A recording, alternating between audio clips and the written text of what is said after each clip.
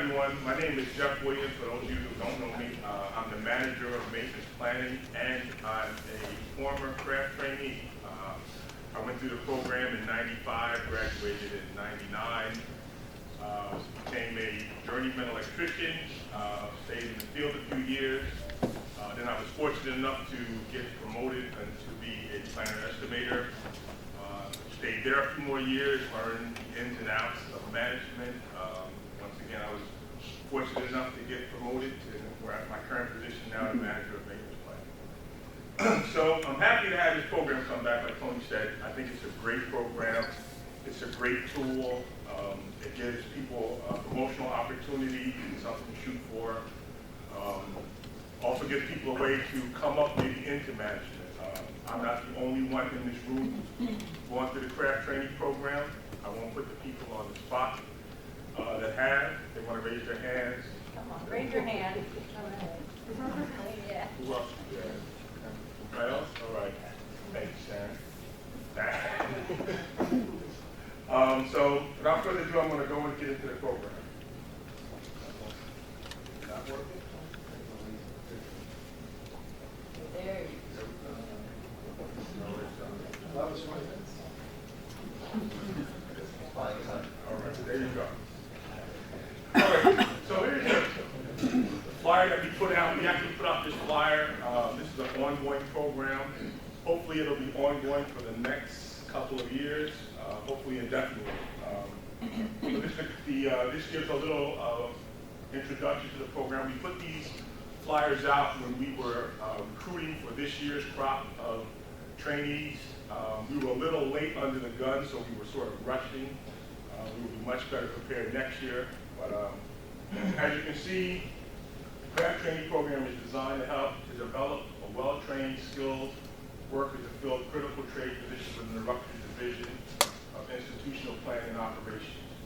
The program provides an education and on-the-job training as well as progressive employment and promotional opportunities leading to full journeyman status upon successful completion and graduation from the program.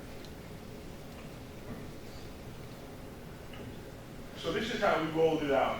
We're rolling out the new craft training program in September. We actually have our new craft trainees actually started this Monday in their respective shops. We had 3 here in the New Brunswick campus, and we had 2 on the Newark campuses. This is the first year it's mostly always been concentrated here on the New Brunswick campus. This is the first year we're actually doing it on the Newark campus, and we actually opened it not only to Rutgers employees, but we actually opened it to the public. But we actually promoted from within. All our trainees came from within Rutgers already. So we're made up of 2 teams. So we have a joint advisory task force leadership team and a joint advisory task force committee.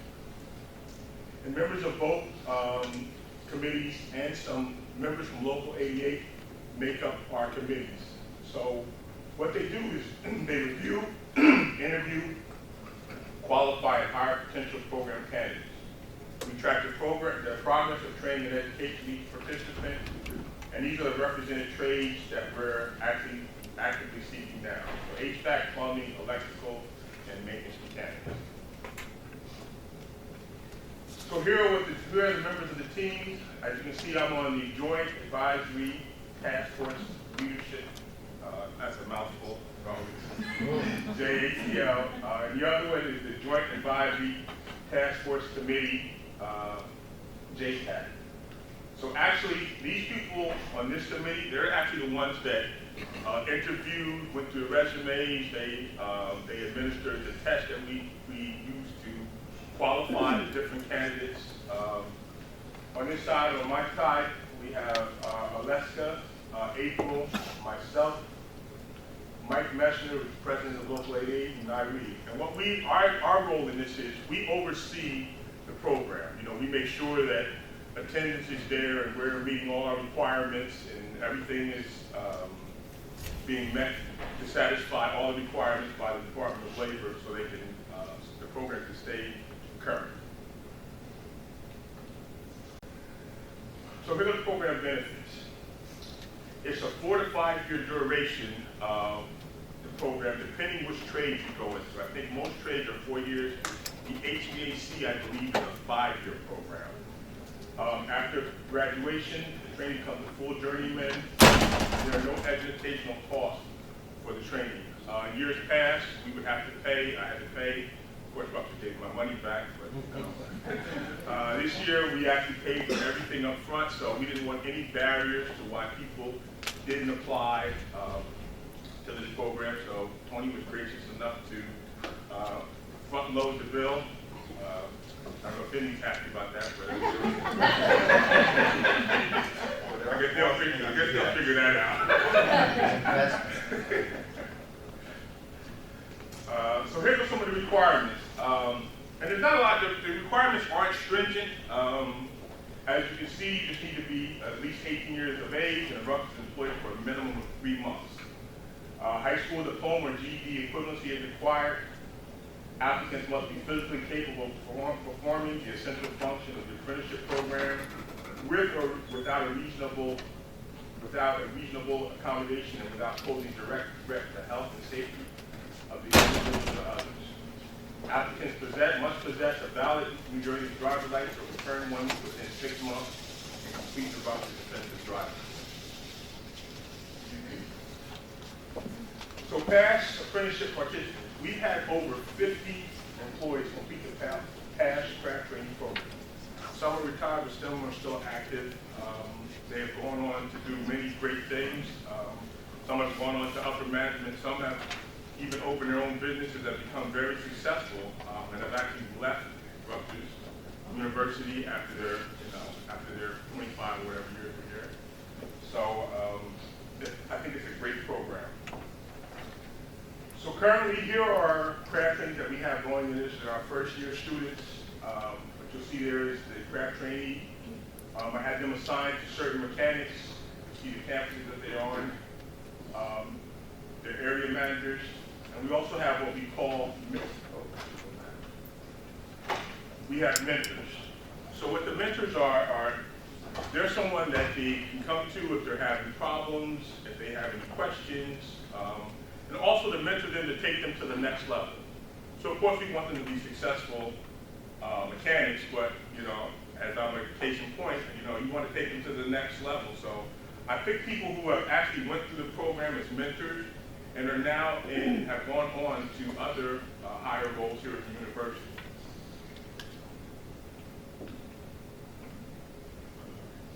So that's my spiel.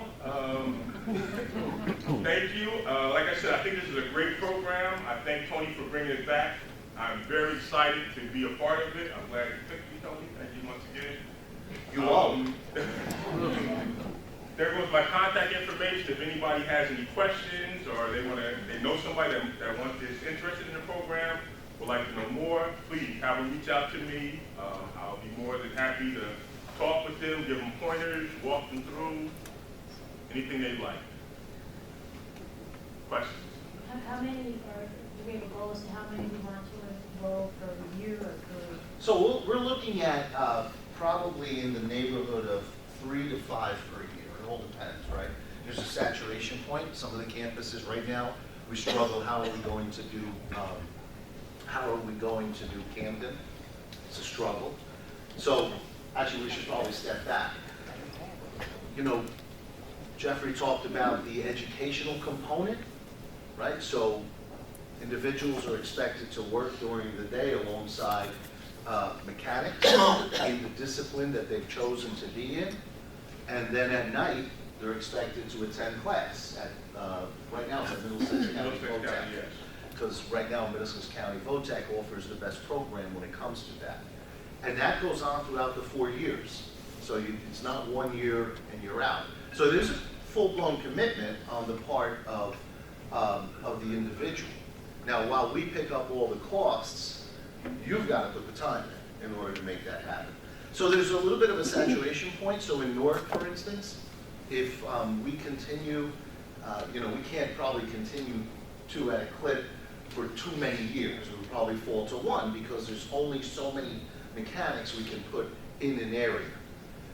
The second thing we want to do is start to move this towards 97, right? we don't have an agreement with 97, Teamsters 97, which is essentially mechanics that fall under our VHS. So we're not there yet, but we want to start rolling it in that way as well. Remember that the program is under the auspices, best way for me to say it, of the Department of Labor. So we actually signed an agreement with them that we will do certain things which allows for these individuals to come out as journeymen. We view it very much as an investment in our employees. Right? We have to invest. So what do I hear all the time? I can't find mechanics. We don't pay enough. Well, we got a room full of people. We don't pay. You know, where these people just aren't out there. Okay, so what do we do about that? It's not like we can go out and put a gun to somebody's head, sorry about that, guys, don't get nervous, and bring them back and say, you have to work here. So the way we can do this is by investing them when they enter, right? So the best thing we can see happen are custodians who move up, grounds workers who move up, right? As a promotional opportunity, and it's that old, you know, saying about teaching someone to fish rather than giving them the fish. So, you know, it's interesting because when I looked at that group of 50 or 60 even, 90% still worked here unless they retired, right? 90%, easily 90%. Still worked here. So it was an investment that was made 25 years ago, and they stayed. No, not all of them were great mechanics, right, Pat? But they stayed. And they were invested in Rutgers. And that's critical, right? If we invest in our people, they'll return back to us tenfold. And that's the whole idea of what happens here. Mike? Any plan to diversify the job titles that are involved, or is it sticking with those trades? I was thinking about the locksmiths. Yes, yes. So we have to find ways to translate this into more opportunities in every place that we have, right? So I know in the police department, for instance, you use which is a good recruiting tool, the CSOs, but we have to find a way to be able to invest in every area so that we can create these opportunities.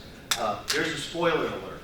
One of the things we'll be looking at for the coming year for our goals as a division is developing apprenticeship programs, true apprenticeship programs. Not, you know, I'm going to hire somebody's kid for the summer and put them on grounds. Real apprenticeship programs give people an opportunity to be able to move up. We're going to look at how we do that with current employees so they can start looking at other positions outside of the area that they're in. So these are things that April and I are going to work with. We're not concerned so much with the transactional, we're concerned with what's strategic and how do we move the division forward. We don't invest in our people, we are screwed. That's it, that's the bottom line. Okay? Our people are human capital, our people are what makes us tick every single day. Don't get nervous again, guys, take reference. Every single day. So, there'll be more information here. We also look at this as a way to diversify that area, right? Because typically, you know, what's in that area? White males. So we can help to move along the process. So we want to diversify the area. We want to make sure we bring an inclusive look at our promotional opportunities. So there's a lot of upside to this. I mean, the upside is just beyond the pale. And it's just too bad that it took so long to bring it back, but I think we're in a position now where we're able to not just bring it back, but sustain it, because that's just as important. It was, again, a bad decision when we crashed and burned it, when we brought it to closure. It was strictly a monetary decision, and when you go back and you look at how many people came out of the program and how productive it was just a bad decision all around. And that vice president, by the way, was me. So. Jeffrey. So going back to what Tony said about diversity, so just so you guys know, we do have a woman in our first class. She went for plumbing, and I will tell you, and I don't say this to be stereotypical, she was quite sharp, enthusiastic, so please, if you know anybody, if they're afraid, I mean, a lot of times people are just afraid, you know, maybe even women thinking this is a male-dominated field. Please, we're here to make them succeed. We are here to give them all the guidance. This is a great opportunity.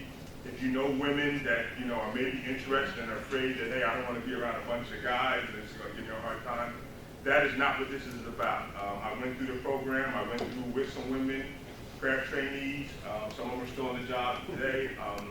Please, reach out to them, have them reach out to me. I will do everything I can to appease their fears, that this could be a tough thing. Sharon is a former. How many women did go through the program, do you know?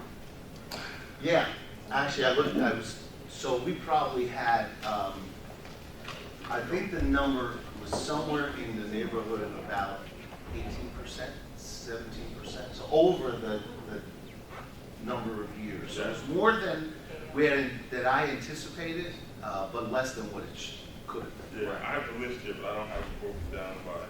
But it's quite a few. I mean, there were quite a few. Yeah.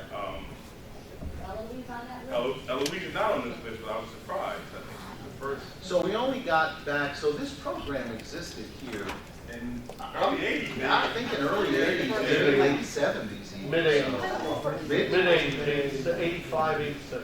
Jeffrey? I was Dennis, first female. Yeah, yeah, you were the first Sharon female, was the right? first female. You were the first?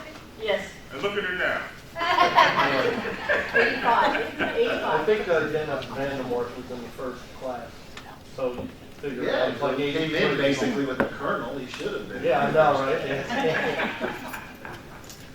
I have a question, Jeff. Could you just explain, like, I understand they spend the day with the mechanic, Yes. the person assigned as the mechanic. Yes. What's kind of the different roles with the mechanic assignment versus mentor?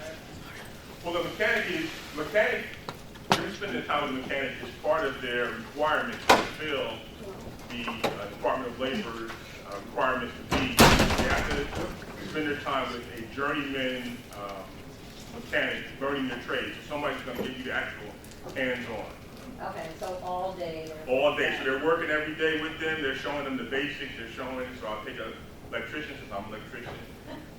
They're walking them through, showing them how to change ballasts, install outlets, and they need to have those hours in. That's part of the requirement to be an apprentice. Well, the mentor is someone like me who, you know, if you're having doubts or if you're concerned about something, or maybe you're giving somebody, because I mean I tried to pair people up with people I knew had good attitudes, but maybe you just don't click. So maybe you're having a hard time. Maybe you're not learning as fast as you think you should be. You can come to me. I can talk to you about it. I can look into it. Maybe you're not understanding, electrical theory. Maybe that's something I can help you. And also the mentor is there to show you, like the person you can come to if you're having issues, any sort of issue. And then does the mentor and the trainee meet, like, on a regular basis as well, along with any kinds of issues? I haven't fleshed that out yet, because like I said, we were under the gun, so we're sort of building that out. I don't have it set up that way, but that might be something I might look into. We will be checking in on the trainees. We'll be evaluating them. The good thing about this, and I'm glad Tony put us on there, we've taken all the issues that we've had in the past, and we've tried to address them. Sometimes there were issues, and they just got swept under the rug. So we took everybody's issues and concerns and price problems we've had in the apprenticeship program, and I think we did an excellent job of correcting those problems and addressing those problems. Yeah, there are a good number of former trainees who are now running, in the position of running this program. Every one of those mentors is a former trainee too. Interesting. Any other questions? Is Kevin the The reason behind Camden is that making it geographical to the vocational school or access? So a couple of things.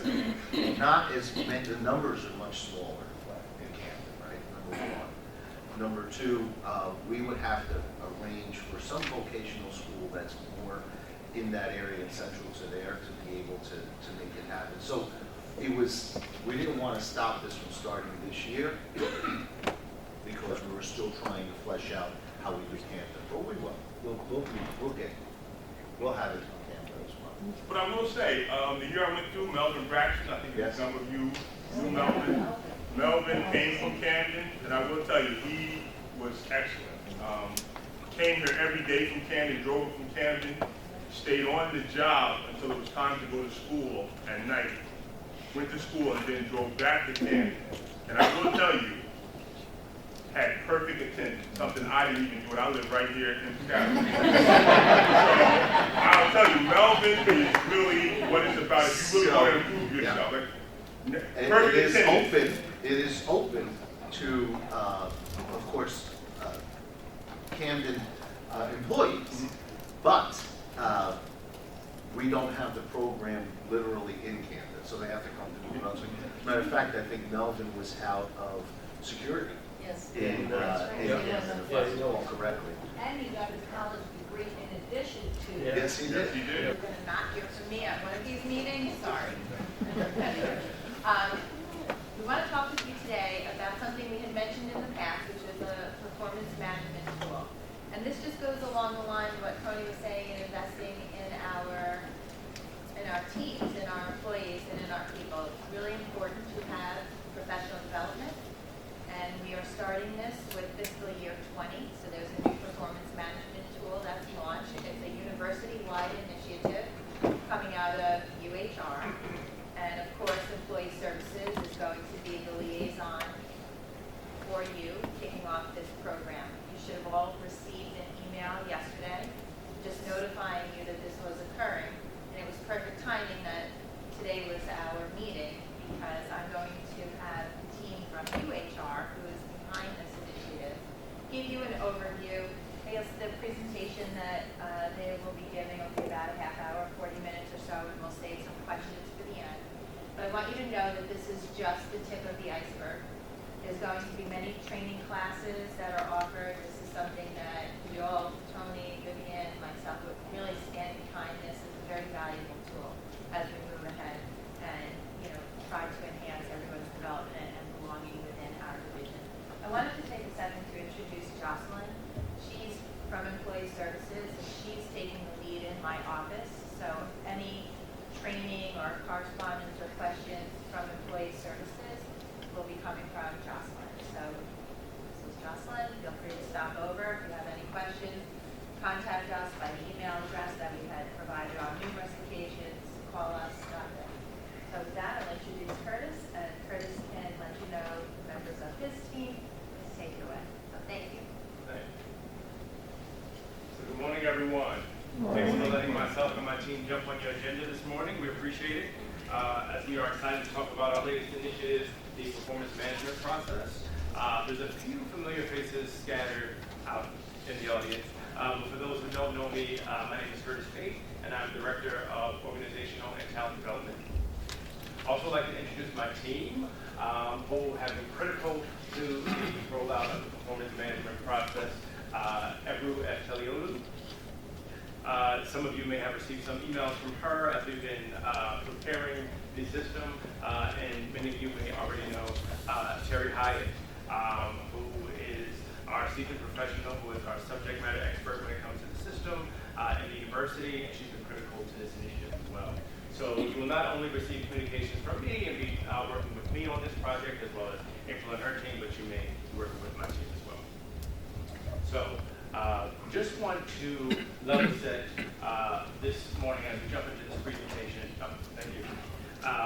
This will not be a systems demo. As April mentioned, you will receive training on the system from April and her team. They've gone through our training, our kind of training trainer. We'll talk about that a little bit. So what I am very pleased to say is that when I stepped into this role, with my lengthy tenure of 6 weeks now. What I first ran into, or what I first, my first engagement with this was, how are we going to engage folks to really, from the HR side, from the employee services side, folks who want to kind of join this army of performance management that will then go out and train all of our managers. And I think we maybe had maybe 10 or 15 folks, the first meeting I had with them in the third day in. And I'm happy to say that after 5 weeks of our trainer session, we have over 100 folks, HR liaisons or HR adjacent folks, who have signed up, gone through the training, still that they can turn around and train you guys through the system. So there's already been quite a bit of engagement with it. And now what I'm going to do is really talk you through the process, what the performance management process is going to look like as we go into FY 2020, starting with the goal setting process. And things we're going to touch on today, first we'll dive into a slight introduction. Just want to kind of level set and talk through why Rutgers is making the investment now in performance management. What is it that we're looking, kind of what's the wisdom in it for you as well as the university. And then we'll get into the process.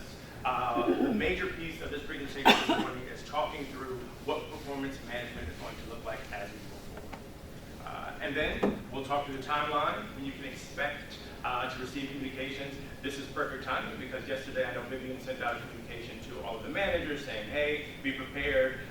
Your employee services or HR folks are going to start scheduling time with you and walking you through the process. So what I will say is that I believe everyone in this room, anyone who is a manager, and by manager we say if you have non-aligned direct reports, you will have a live person that's going to walk you through the system. You're not going to receive just a live link and say, hey, system's ready, dive in. We have actual human beings that are going to walk you through that process. And we'll talk a little bit more about that as we go into the timeline. And then at the end we'll have time for Q&A. But if there are questions that pop up during the presentation, feel free to toss them my way. We can discuss. Sound good? All right. So first, why is Rutgers doing this now? Why are we making the investment now? And one thing I will say is very early in my 6-week tenure, and as I was meeting with the senior leadership teams and meeting with folks throughout the university, it was clear that there were several performance management processes that were happening. Specifically for our non-aligned population, I believe there were 9 paper processes that were happening. So one thing we want to do is align all those processes. This is going to give us one consistent process that we all can use, we all can use as measurement, we all can use as performance, we all can use as a measurement for development. So that's kind of the first thing that Rutgers wanted to tackle. Second thing, what you'll see as we talk through this process, and April set this up very nicely, talking about our investment in our employees, your investment in your teams, investments in your department, and that is really where this is critical. It's the development of the employees here at Rutgers University. So that's really the driving force behind it. So as we talk through this process, you'll see that development isn't just a talking point at mid-year or at year end, but it's actually us empowering the employee to be able to have that conversation about their development, career aspirations, things they want to be mentored into or things they want to develop into, whether that's a different role, whether it's the same role and growing in scope. I was happy to catch the presentation around the craft program because I believe the third day I was here, and I met with the senior leadership group and they were saying, we need leadership development, we need development in the university, so that's something that you'll want to tackle, and the example they gave me was the craft program. So I was happy to see that presentation because it gives me a little more context, so that was helpful for me. The other piece for this to be critical, and we know this is, for some areas, this may be a change management piece, right, a cultural change. It's this ongoing conversation. So right now in some areas, we've identified that the conversation around development, the conversation around performance may happen just once a year, right? At the end of year, you have that conversation around your performance evaluation. Sometimes it's a pain point if it hasn't been conversations throughout the year. So oftentimes you may have an employee surprised and says, hey, I didn't realize I wasn't performing up to the level you thought I should be. Why didn't you let me know that? I could, of course, correct it. Or maybe the manager says, we did have this conversation months ago about you course correcting, about you changing and getting on target for these goals. You don't remember that conversation? This system will capture those conversations. And also, the success of it relies on those consistent conversations. So you'll see as we talk through this process, it's not just talking at the middle of the year, it's not just talking at the end of the year, but it's that ongoing conversation around how employees want to develop and how they're performing. That's a big piece of this. And finally, what you will be trained on now today is the actual tool, which is really just a tool for you to track, share, and manage your goals in the system. So just wanted to level set with that, and then we'll dive in. Make sense so far? All right. So the biggest piece of this process, the heaviest lift of this new process is goal setting. So we're going to spend most of our time on that today. And that's what you folks are going to be trained on by employee services. That's what the managers for the non-aligned employees throughout the university will be trained on, is goal setting. So that's what we're going to stay today and focus on. And there's 3 key messages that you'll hear as you're going through that training. The first thing is that it's shared ownership, right? As we talk about development, as we talk about performance, we're trying to step away from it being that one-way street of just managers saying, here's your goals and move forward. We'll talk about this every year, or we'll talk about this end of the year. We're actually shifting that and saying it's actually a collaborative effort between employee and manager to talk about development, to talk about performance, and how it's an ongoing conversation. So you'll hear that messaging quite a bit. You may have caught some of that messaging in the communication that came out yesterday. The other piece is this focused conversation. As I mentioned, this process, as we walk through it, you'll see, does not work if there's not consistent conversations. So for those areas where managers are already having those conversations, they're talking about development, they're talking about performance throughout the year, it's going to be a very light lift when it comes to layering in the tool and layering in this process. Now, for areas where those conversations are not so consistent, that's where we know it may be a heavier lift. And fortunately for us, that's where we have those 100+ folks who are able to support and have it. Finally, the value to the employee is what you'll also see as we go through this process, is managers are able to now cascade their goals down. So what does that mean? That means that Vivian's goals can now cascade down to me, which I can now cascade to my team, and so on. So even the most junior employee who may not have direct reports, they can see how their goals affects their senior leader, how it affects the department, and how it affects the university. So really understanding now how what they do on a day-to-day basis fits into that overall Rutgers puzzle of getting things done and being successful. So now let's dive into the goal setting process. And what may look a little different to some of you is the setting of goals.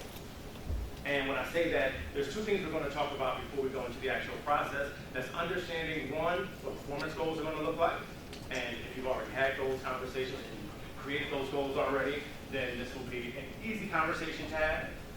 And the other piece we're going to talk about is the development goals and the self-assessment. So those are 2 things we're going to tackle first before we dive into the process. So the first thing I want to show everyone is the performance goal threshold. So right now, and this may look familiar to some folks, I know what is being done with this goal setting process is how goals have been set and how development has been discussed at our most senior level in the university has been captured, and now we're cascading that down to the masses because we've had such success with that at our senior level areas. So for our senior level folks, this may not look different to them, but for some folks, this may be your first time seeing it. So what does this performance goal threshold mean? Right now, you have a conversation with your leader, you identify what goals are, you identify what you're responsible for that year, and that's what you're tracked towards throughout the year.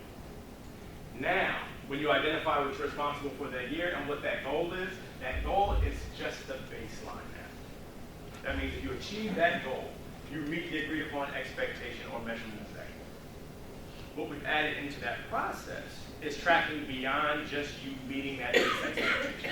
So what we've added in here is the median threshold, which is the challenge goal, which you agree upon. This is the base level. If I meet this expectation, I'll achieve my goal. But there's a challenge goal now. So if I go above and beyond, we measure that in the median, and we also have a stretch goal, or the highest threshold. So right up front now, when you identify what your goals are, you're also identifying what's base, median, and challenge. Does that make sense? So again, One, it's mirroring the process for our most senior folks, but also, again, as we're trying to take away that pain point and take away surprises from that performance management process. Now, since I understand exactly what the base, median, and high thresholds are at the beginning of the year when we set goals, if I go into a meeting with Vivian for my year-end discussion or my mid-year discussion, and I say, hey, I've done above the base, which means I should be a high performer, I should be reaching stretch goals. No, we've identified what those are, and you've just met the baseline, or you've just met the median, or you've just met the stretch goal. So as we go into mid-year, as we go into year-end, again, no surprises. What we want to do is remove those surprises and hopefully remove the pain points from those conversations. Now, as I've met with folks throughout the organizations, some folks are saying, hey, this makes sense. We already have these conversations. We're already talking about development. We're already talking about performance goals.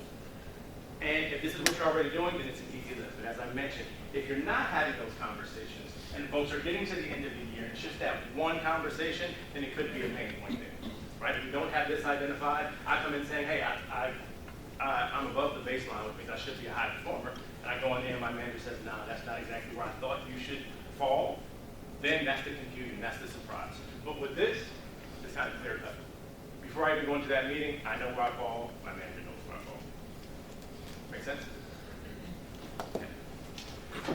The other element, and this is a new element that we have, are these competencies. These competencies will play a part in two roles. One, before we dive into them, these are defined within the system, but there's two competency models. There's the professional competencies that the masses will receive. I think of our 4,000 non-aligned employees, the majority of folks are going to fall into these professional competencies. But for our executive leadership, those folks are going to receive leadership competencies. And by executive leadership, I mean folks who are a grade 10 or above. Those folks will receive the leadership competencies. And when you go through the training and you talk through these and you see how these are defined, the leadership competencies are defined at the executive leadership level. So it's making executive decisions. It's things that ties strictly to that level, whereas the other folks are in the professional competencies. And of those 4,000, I think we have about 400 that fall into those leadership competencies. So as you go through your training, probably focus more on these professional competencies. And there's two things that happen with these competencies. One is this self-assessment. So when you hear self-assessment, what is it that you think? You think about performance management and someone says, hey, do your self-assessment. What do you think? How do you define that? Is it something you do right up front in the process, or is it something that you kind of close out the process? Well, I will answer it for you. Typically, what we run into is folks say, well, self-assessment, that's what I do at the end of the year. I go in, I complete my assessment, my manager goes behind me and completes their assessment, and then we close out the year-end process. We're kind of turning that terminology and definition on its head because we're doing self-assessments right up front. And it does not include ratings, and it does not include the year-end process. Really what you're doing is looking at these competencies and saying, based on that competency, this is where I think I fall from a development standpoint. And you'll go through training and talk through these ratings around development. But basically, I say, am I emerging?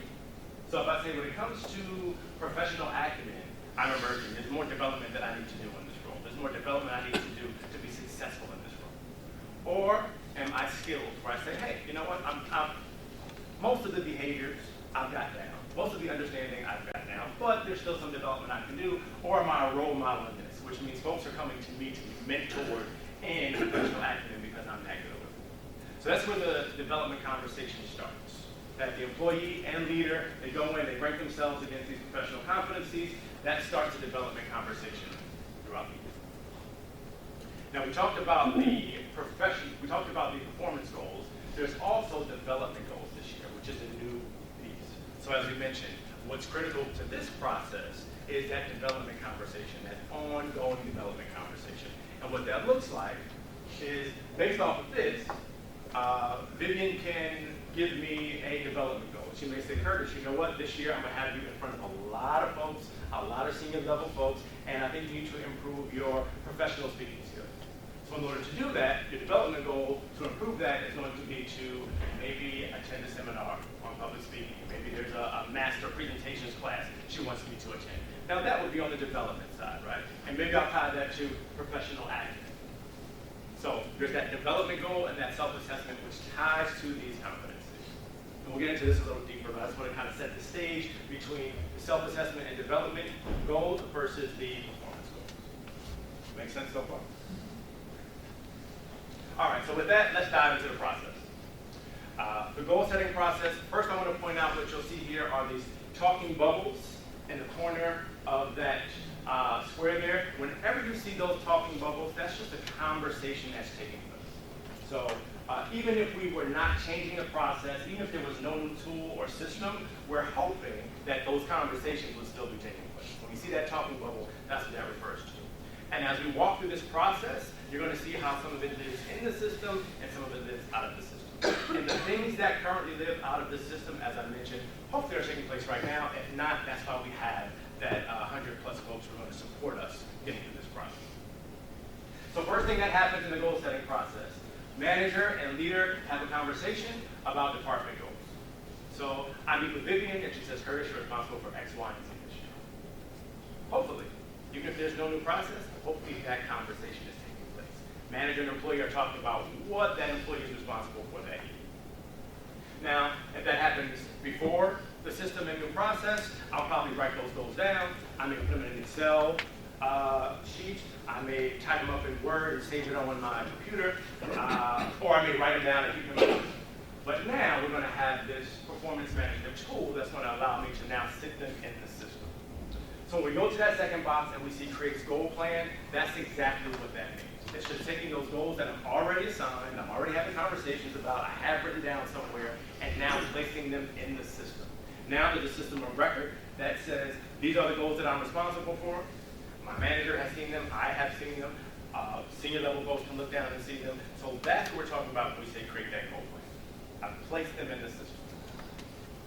The next piece is that self-assessment, which we just talked through.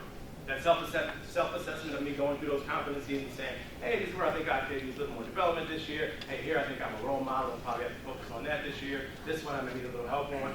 That's that self-assessment. So once that's done, after that box, now I have my goal plan, I have my self-assessment complete. We talked about the manager being able to cascade their goals down. That's what this box represents, right? So once managers have created their goal plans, they can cascade goals down to their teams. So Vivian gives me a goal, and I say, you know what, from that goal, I'm going to give half of that goal to Terry, half of that goal to Ebru. I can cascade that down in the system. Now when the employee goes in there to complete their self-assessment and goal plan, they'll already have those goals that the manager assigned to them in their goal plan. That part makes sense? Okay. What I'll also say is, this is the ideal process, right? From the top of the house, the president puts in their goals and cascades them down and creates their goal plan and completes their self-assessment. And the number one question we receive is, well, what if our senior-most folks don't put this in the system? Does that stop the process right there? The answer is no, right? This is the ideal process. Real-world process, I can have that conversation with Vivian. She does not cascade any goals to me, but she says, Curtis, we've had this conversation. You know what you're responsible for. Put those goals in the system. So if she doesn't touch the system, that doesn't mean her direct reports can't go in and complete their goal plan and create their self-assessment.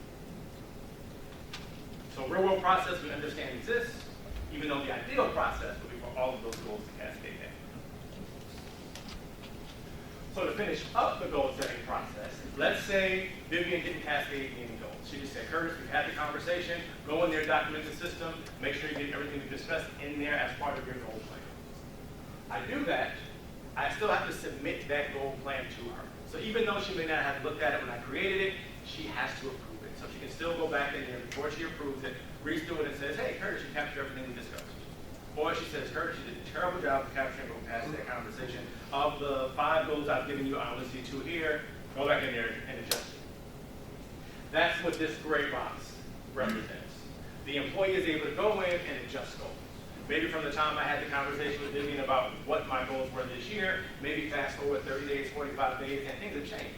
She said those goals we've discussed, they've been adjusted, they've been reprioritized, deprioritized, go in there and make those changes. I will do that and then send that to Vivian. She will approve it in the system, and then they lock the goal plan down until mid-year. And when I say lock down, what that means is my goal plan will remain in place, even though I can track the progress of those. I can also put comments back and forth between myself and my leader, between myself and my direct reports throughout the process, so that we can track those goals throughout the year. Also, when we're having those conversations, when Vivian says, hey, Curtis, we're halfway through the year, told you I was getting you in front of a lot of folks, you said you were going to join the Toastmasters course, you said you were going to take some professional presentation courses, and you haven't done any of that. And I'm getting feedback that your presentation skills are lackluster. So now, we may have that conversation, I say, okay, I'll do my best to come back and handle that. And maybe she's written it down, or maybe I've written it down. Now with this process, she can document that in the system. And say, you know what?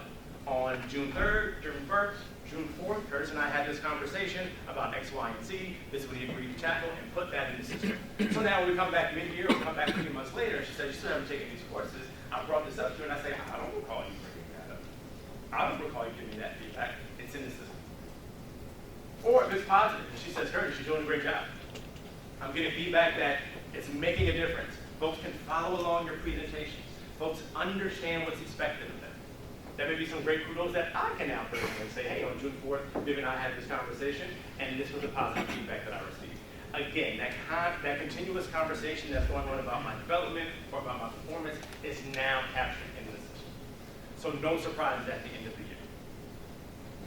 What I also say is one of the #1 questions that I receive as we go through this process is folks say, well, hey, I've had someone who wasn't performing or hasn't been performing well. We get to the end of the year, I have my leaders let me know what's happening. They let me know and say, hey, this person hasn't been performing, we may have a performance issue here, what can we do?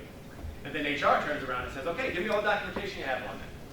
Let me know the conversations you had, they've been on any type of written program or anything like that, let me know, because it hasn't been formally presented to us yet. And sometimes folks may say, well, I don't really have documentation. I think I wrote something down somewhere, but it hasn't been formally brought to HR yet, so we don't have a formal documented process. Now, you can go here and say, look, we had a conversation on June 4th, we had a conversation in September, we had a conversation in October. All that can be documented now. About those conversations around course correcting or improving performance can be documented in the system. Also, where they fall in tracking their goals is also in the system. So not only has Vivian given me information to course correct, but now when you pull up my goals, you can see that I'm not tracking towards even meeting the base. So those are some things now that we run into those situations, the system will be doing that recording for us. Make sense? Also wanted to share with you the timeline. And some of you, for those of you that received the email yesterday, you're probably aware of some of this timeline. But right now, between May and June 30th, there's a few things that are happening, actually quite a few things that are happening from my team, from your employee services team, from HR liaisons. One, we just wrapped up our train the trainer last week. So as I mentioned, got 100 HR folks through that process who will be supporting you when it comes to the training rollout. And just to talk through that training rollout, as I mentioned, that all of you folks in here will have a live person walking you through the process because our managers, anyone who has direct reports that are non-aligned, are our high-touch training folks. So that means everyone who has that will have a person actually walk you through this process. Whether it's in a room like this, and there's a group of you, and they're walking you through creating your teams and developing goals, or if they're coming to your desk for a one-on-one saying, hey, let me walk you through what you need so we can get you into the system and show you where you should go. That's taking place starting yesterday, and we'll go all the way up to June 30th. We also have some support days that we've made available to those folks, so that if they run into any issues, or if they have any additional questions, my team is making themselves available for that as well. The actual go live of the system is July 1st. As I mentioned, as of yesterday, all managers have access to the system. So you will be invited by your employee services folks for them to guide you through in preparation of July 1st, when all of the employees will be in the system. wanted to give managers that first 30 days to go in by themselves. One, so you can get a guided tour of the system. Two, so you can do some administrative things in there like build your team. But we didn't want you to go in for the first time with the distraction of folks already submitting things to you and asking for your feedback on things. So you kind of have 30 days, manager only, kind of unabridged walkthrough of what you want to learn about the system. Then July 1, we turn it on for all non-aligned employees. Our rule of thumb is we've given each part of this process about 60 days. This year, again, managers have 90 days, so we looked at an additional 30-day buffer. But goal setting will be 60 days, mid-year will be 60 days, end of year will be 60 days. What will happen as we get close to the mid-year is we'll also be re-engaging your employee services and HR folks again to prepare you for the mid-year process, which is a much smaller process than the goal setting. We'll be doing the same thing for the end-of-year process as well. What I will say is the heaviest lift of this process is the goal setting piece. That's the foundational piece of the system. Once goals are set, once development conversations start, once folks have done their self-assessment, the mid-year is really just a recalibration between employee and manager saying, hey, are these goals still appropriate? Have things changed? Do we need to adjust that? End of year will be the first time that we talk through actually giving ratings and giving those feedback conversations. And again, you may kind of deal with me up here yet again when we get through those processes, just so I can give you all a heads up as to what's to come with those. But for right now, this is our game plan. Getting us through the goal setting piece and making sure everyone has what they need by July 1st so that we can wrap up the process and folks are prepared to have conversations and move forward through the process by August 1st. Any questions at all?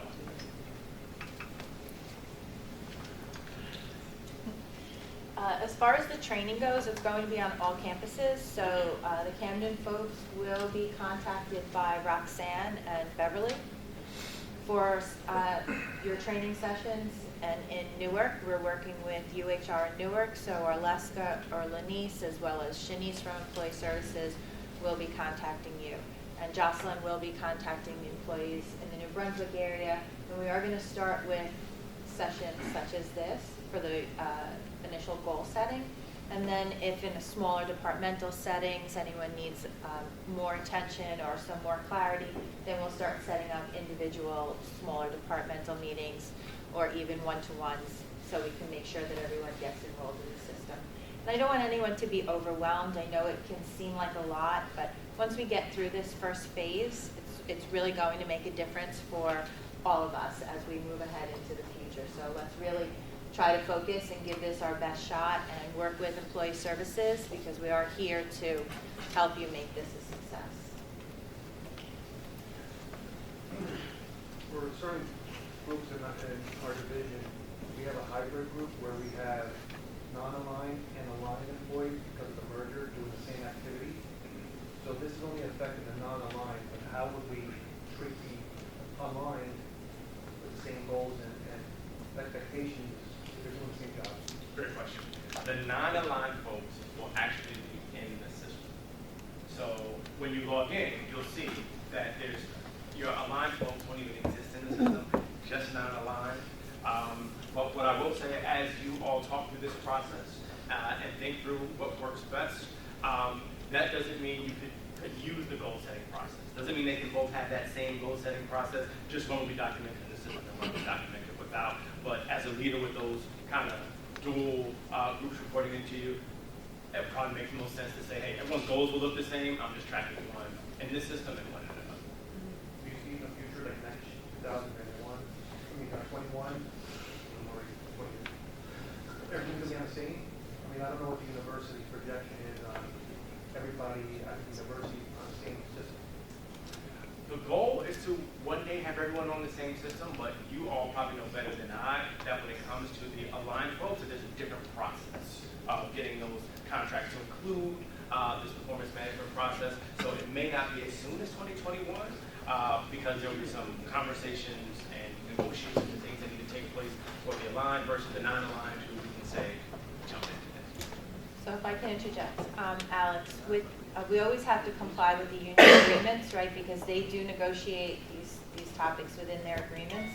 But this also goes back to the coaching tracker that I had introduced on a number of occasions prior, where this is a good area for you to keep not only disciplinary issues, but achievements, accomplishments throughout the year, so that you can have these conversations, not only with your aligned, but with your non-aligned, but with your aligned members also. Because we should be having open dialogues with all of our employees, regardless of their affiliation with the university. But as far as formal processes go, for the union members, we will always need to follow what they've negotiated in their contract.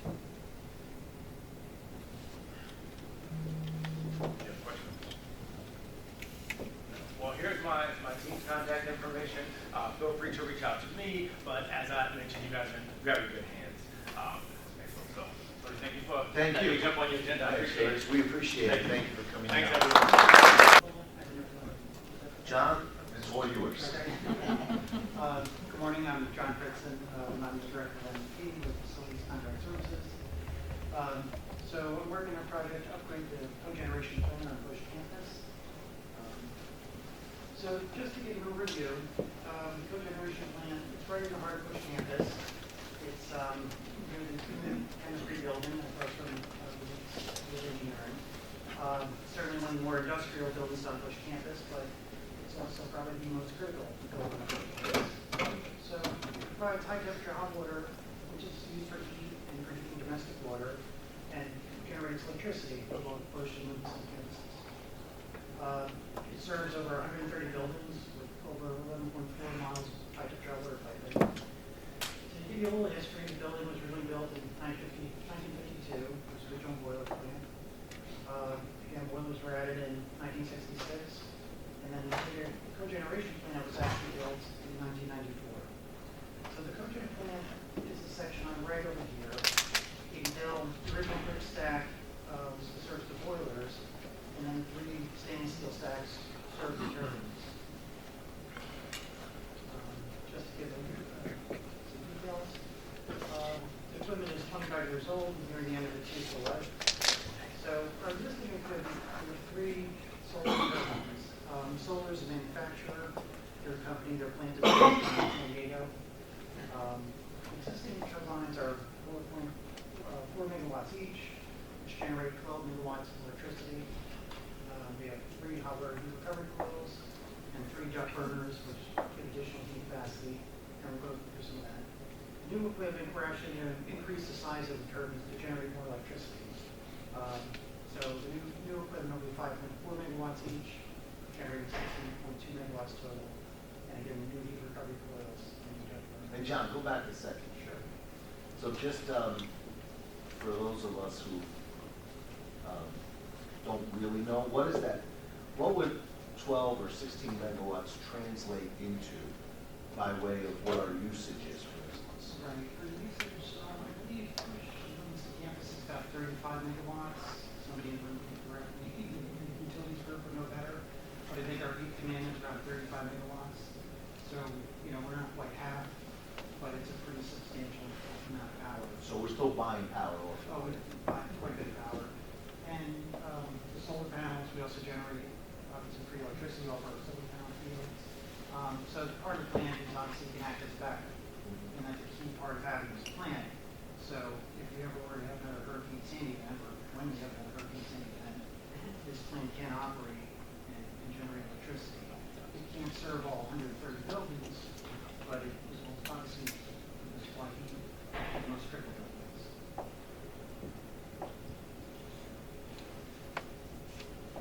So just to give a little explanation of what actually is cogeneration.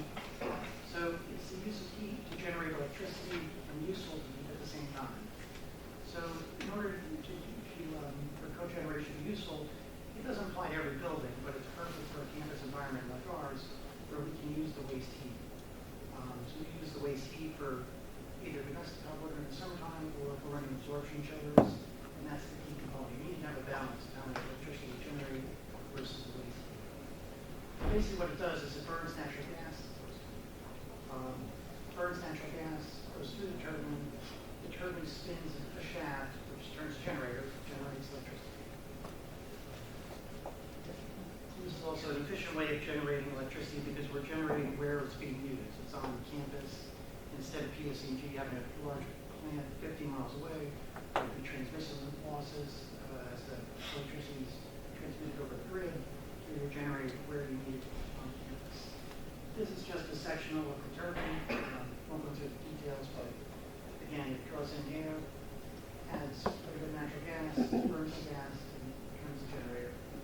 And then the discharge here, it comes out is roughly about 950 degrees. So that's where you can extract it and work us up the stack. Some details of the project. Total project cost is $37 million. This project was a little different than others. We created bridging documents which were issued for bid. With most of our construction projects, we filed a traditional design the project, we send out a bid, and then we build it. This one, the bridging documents are really more like 40% construction documents. So we sort of got an idea what we want to do, send it out to design build firms. So it's been awarded to the design build firm. The turbines have been released for fabrication. So it helps expedite the process. The design is still going on. They're working on all the design details, but the equipment is being fabricated. It takes 10 months to fabricate the equipment. So our plant shutdown is scheduled for October 1st, and that's actually what we're going to do. The plan is to pull the plug, and they're going to just start disconnecting the turbines. The new turbines are due to arrive probably January 2020, December, January timeframe, and the intent is they'll be fully operational by September 2020. Just to get a section view of this is a section view of the plant.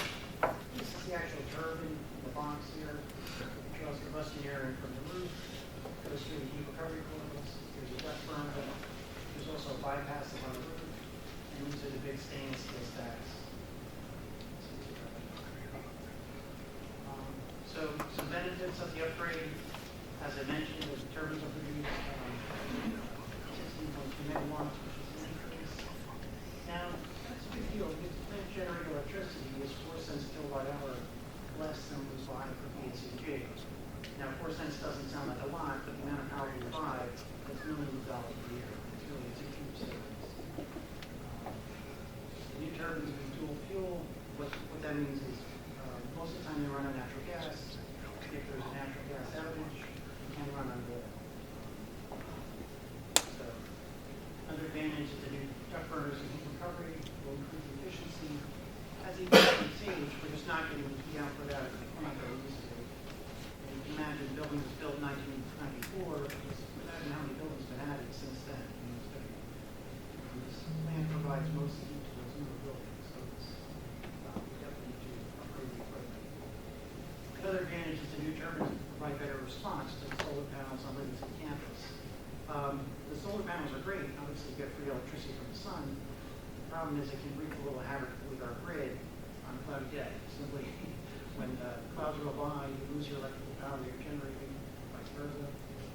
All of a sudden have a spike when the clouds disappear. So the new equipment will be more responsive.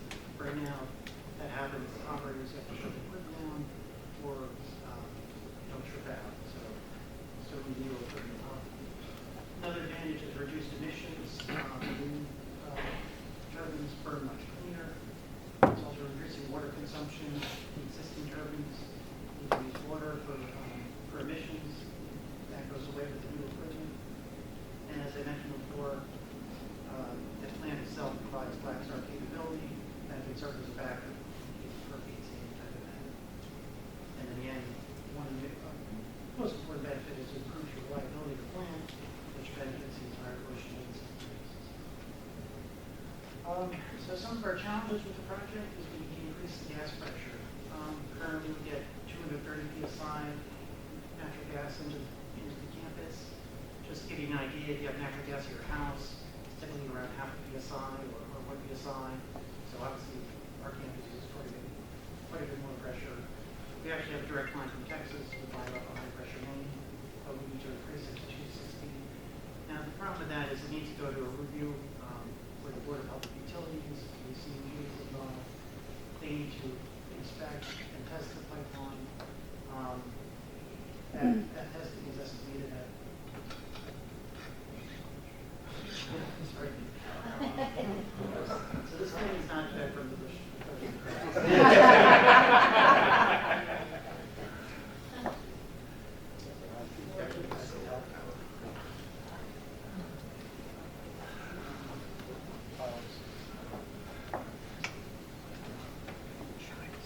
DCG has to inspect and test the pipeline. And it's going to be quite a long review process. The inspection also needs to go for public review. So there is a chance the public could object to it. It's a slight gas pressure increase, so it's for use. Main advantage of increasing the pressure is it limits the need for natural gas compressors. If we had to install those in the plant, that would be a cost of about $5 million. So even though we need to spend $2 million at DCG for their due diligence, we're saving $3 million. I know. I'm trying to save our again.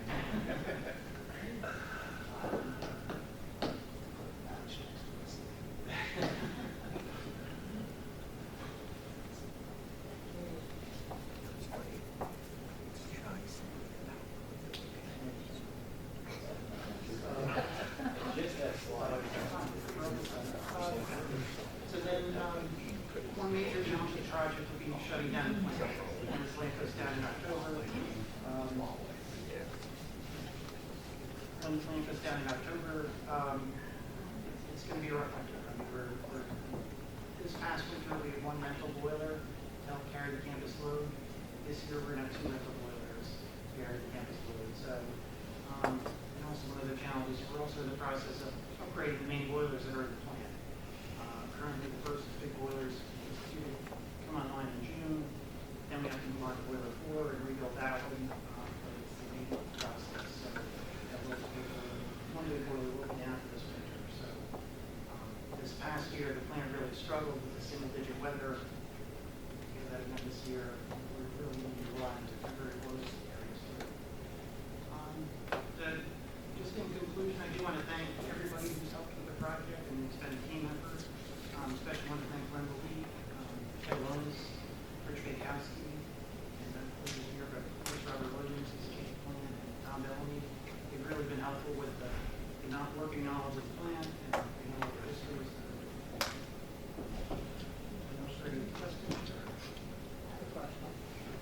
So when you shut down the cogen plant, because you're renting boilers, you're able to still continue along as if you didn't have, as if you never shut down the plant.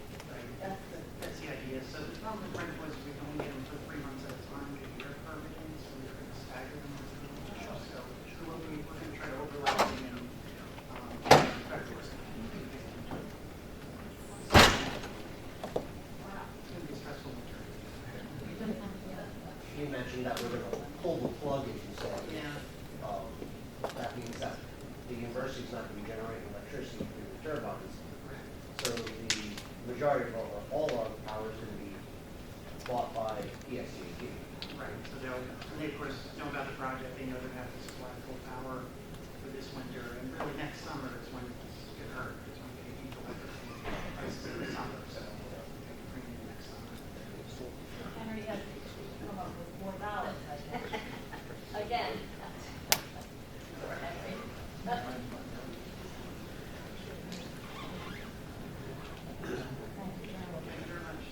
Okay, so. Do and I'm done. That was a good try. All right, so for those of you who are not familiar with the RDHS Newark campus, if you have good eyes, there's a map of our campus in Newark. I did highlight the where the location relative to the rest of the campus, where the cogen plant is located. So, Oh, boy.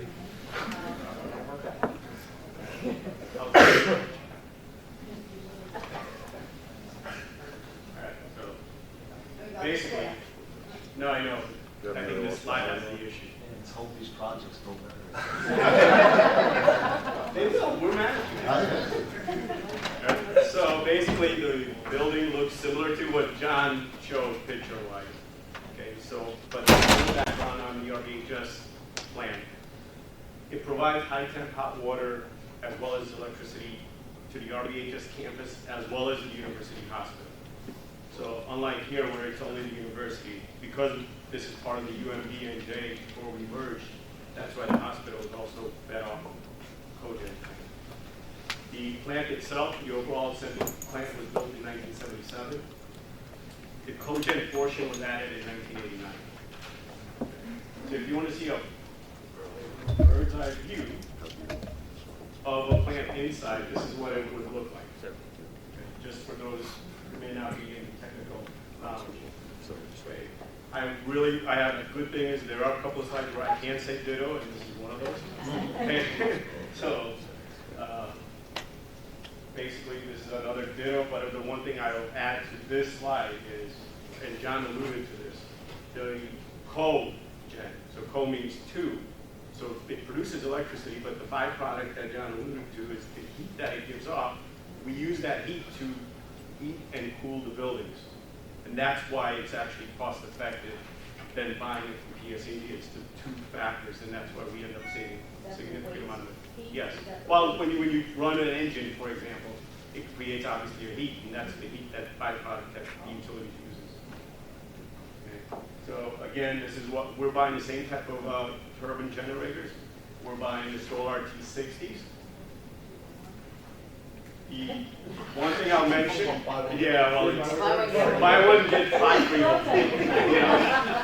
But the one thing I'll mention, what a turbine generator is, Mike gave me a good example yesterday. It's basically a jet engine that doesn't fly. That's the best way to describe it. Boeing 757. All right. So a little background of the cogen plant. As you did the right math, it's 30 years old. You know, so if John's with 25 is nearing the end of useful life, you know, the 30 years is a little bit over time. It's existing. It's a 3 dual fuel solar center turbines, which produces a total of 10.5 megawatts currently. Okay, we have 2 boilers that at 96,000 pounds per hour per boiler. It produces high temp hot water to our campus as well as the hospital. Right now, we have potential for emission compliance issues. We're monitoring. Rich is obviously doing that. We also have a superstorm Sandy type of event. We could be at risk for that. And the fact that we serve the hospital as well as the RVHS, we have a lot of labs and experiments that are, you know, DOD to probably decades-old experiments that we could potentially cause havoc to. That's a major risk. So the new equipment that will be provided, we're providing, once again, 3 solar turbines, 5.7 megawatts, that total 17.1 total. Okay. We're also, in addition, we're also buying 4 natural gas compressors, a switch gear. We're going to have a continuous emission monitoring system, 2 burners for existing boilers, and again, we'll also have a black start capability. So if we do have superstorm standing type of event, we'll be able to support the hospital as well as a lot of the RVHS campus. Okay. Project details. Yeah, our budget, because our scope is a lot, there's significant more. We're a $50.5 million total budget. Okay. But overall, university share is less. Okay. Again, the briefing documents were issued at the same time for Bush as well as RVHS back in May. However, our funding is still being finalized. We're partially grant funded, and that's why it's taking a little time. We're trying to dot the I's and cross the T's. Okay. Because of the grant, our plan from the date we signed with our design builder to the date we finish, we must do that within 2 years. That's part of the grant requirement. Okay. So, just the benefits of the cogen plant. I mean, we're going to basically increase by 7.2 megawatts from currently. We may not necessarily, okay, I'm going to save it to the backup. All right? That's why I was ready. All right, we're also going to save similar type of money. We're talking about approximately $7 million a year in all utilities. Okay? We're unlike them, we're going to be natural gas fired. They have a dual fuel, will be natural gas fired. We will reduce the emission. We're going basically from 42 parts per million to 9 parts per million, so that's a significant reduction. Okay. Water, just like Bush, we're also looking at pretty much eliminating use of water. Okay. And the Black Star capability, the fact that we have a hospital and all those researchers on, that's huge. I mean, we're be able to support the hospital, Black Star to support the hospital as well as critical areas within our campus. And then because it's 30 years old and now it'll be brand new, the reliability will obviously be much better. Before you go on, tell us what Black Start means. It basically, we'll be able to run in an island mode. So if City of Newark is black, we would be on an island mode, meaning we would be able to support our campus as well as the hospital. Yeah. So that allows us to do that, to get it there. The challenges, our biggest challenge is the financing part, because this project, we're trying to obtain a large grant in this project. It's almost 50% of the project budget. But in order to get the grant, we have to go to the hospital, because this is a federal grant that the EDA is administrating, that it only gives, their grant is only given to the hospitals. So that's a challenge.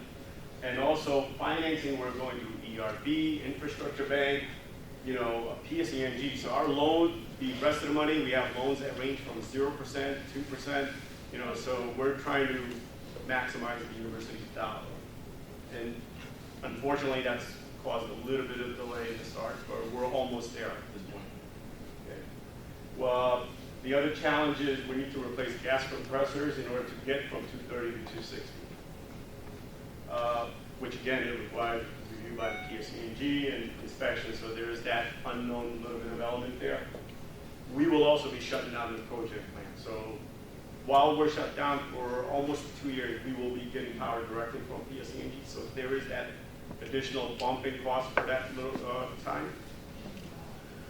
At the same time, we won't have disruption, so we got to make sure we don't have disruption to the university as well as the hospital. Okay. And the last and the biggest, one of the big ones is working in an urban environment. It's specifically north. You know. So because of the large portion of this being grant, our payback period is really, really great. You know. Now, so any questions, answers? Mike Cornelius will be more than happy to answer.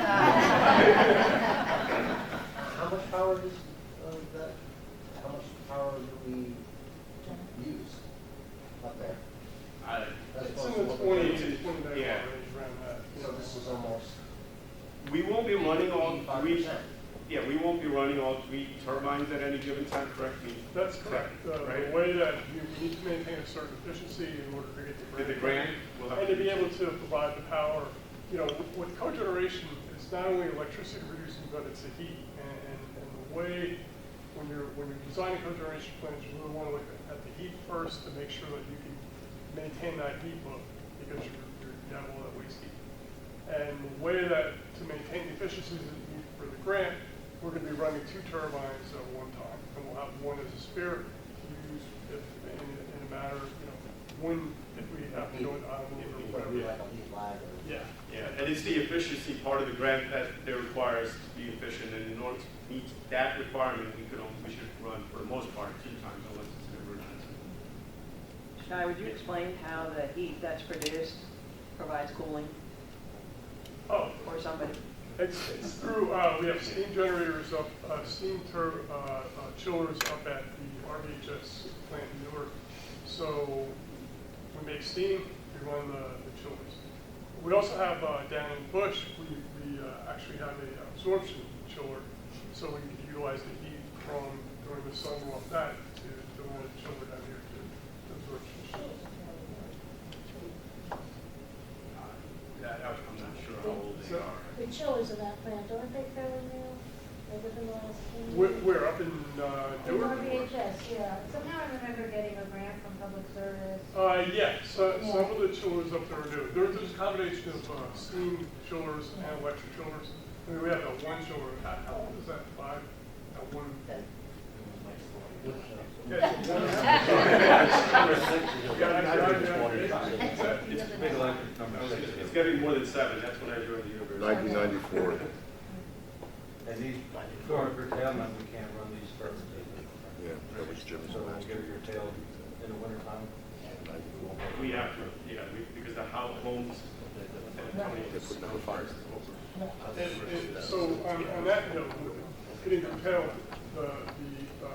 up in Newark, we have enough boiler capacity to be able to take care of the heat up there.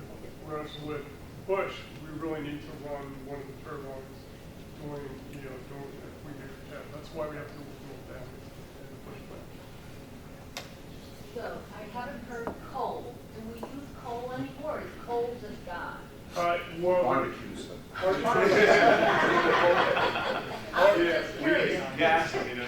Yeah, I expected that, but I just wanted to. Well, from the electricity we purchase, there is no small portion of it that is coal, and you can't get away from it. I mean, that's just the way. But that's For the most part, PSCP, it's that's not natural us. gas. In New Jersey, it's mostly nuclear followed by natural gas.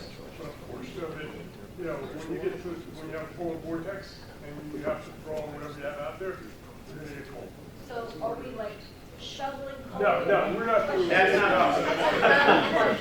Brought in. That's part of the problem. They're Yeah. not- okay. All right. What about Cameron? Camden, I don't know much about. Well, Rich. we did have a small cogeneration plant in Camden. It just proved uneconomical. So it's if we want to actually, the equipment is sold. I was gonna say, didn't we sell that equipment? Yeah. That's just what he sounds. Coal fired.